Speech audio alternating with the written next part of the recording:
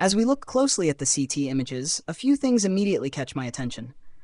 First, we see a spiculated mass in the mesentery, contiguous with loops of the small bowel.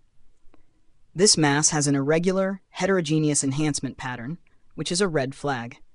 The mass is causing some degree of small bowel obstruction, as evidenced by the fluid-filled, mildly dilated loops of bowel.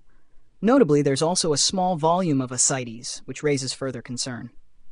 Now, when we talk about spiculated masses in the mesentery, one of the first things that comes to mind is a carcinoid tumor, particularly when you see that desmoplastic reaction fibrosis around the mass. This characteristic feature is a big clue.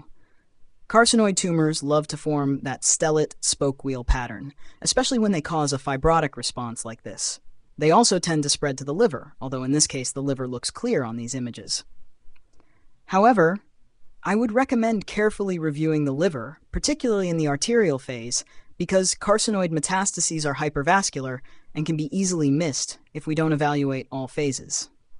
Now, in terms of differentials, while carcinoid is our leading suspect, I'm also considering mesenteric lymphoma, although those tend to have a more homogeneous appearance and lack the prominent desmoplastic reaction we see here. Another possibility is pseudomyxoma peritonei, but the mass in this case has more solid characteristics, rather than the mucinous material we expect with pseudomyxoma.